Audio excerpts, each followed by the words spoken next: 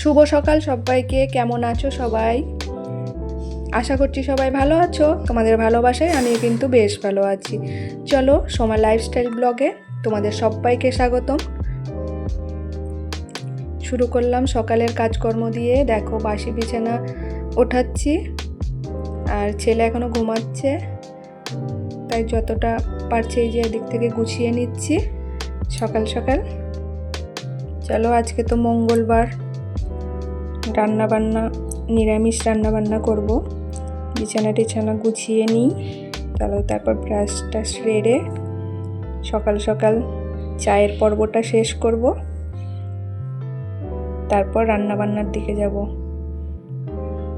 চলো brush টাশ complete করে নিয়ে রান্নার দিকে ঢুকে গেলাম। দেখো চলে আসলাম অনেকক্ষণ পর, অনেকটা রান্নাবান্না কমপ্লিটও হয়ে গেছে।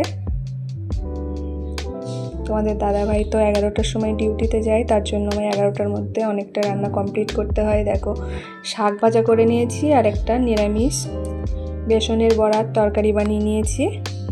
আর তোমরা তো দেখলেই এই যে পনিরটা এখনও রয়েছে, ওটা পরে করব। ওটা আমার হাজব্যান্ড তো খাবে না, ওটা ছেলের জন্য বানাবো।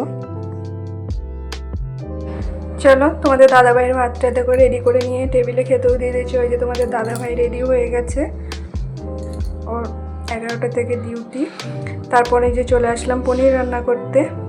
এই যে পনির রান্না করতে এসে আবার একটা কি প্রবলেমে পড়লাম বলো দেখি। গ্যাসটা শেষ হয়ে গেছে, আর একটু হতে বাকি ছিল, কিন্তু সেই সময় গ্যাসটা শেষ হয়ে গেছে। তখন কি করব, এই যে কাচের বলে ঢেলে নিলাম। এই যে কাচের বলে ঢেলে নিয়ে মাইক্রোতে 5 মিনিটের জন্য দিয়ে দিলাম। আর অল্প একটু হওয়া বাকি ছিল, কিছু তো করার নেই, গ্যাস শেষ হয়ে গেছে। তাই দেখো চলো মাইক্রোতে দিয়ে দিচ্ছি। আর মাইক্রোতে 5 মিনিটের জন্য দিয়ে অল্প একটু কুক করে নিলাম, তারপরে হয়ে গেছিল। পনিরের ব্যবস্থা হয়ে গেছে, পনিরটা মাইক্রোতে দিয়ে 5 মিনিট কুক করে নিয়েছি। চলো তারপর এখন বাসনগুলো মেজে নিই। বাসনগুলো ফটাফট করে ধুয়ে উবুর দিয়ে রাখবো।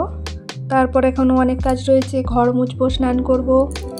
কে কোথা থেকে ভিডিওটা দেখছো অবশ্যই সাবস্ক্রাইব করবে, লাইক করবে, আর কমেন্ট করে যাবে অবশ্যই কোথা থেকে দেখছো।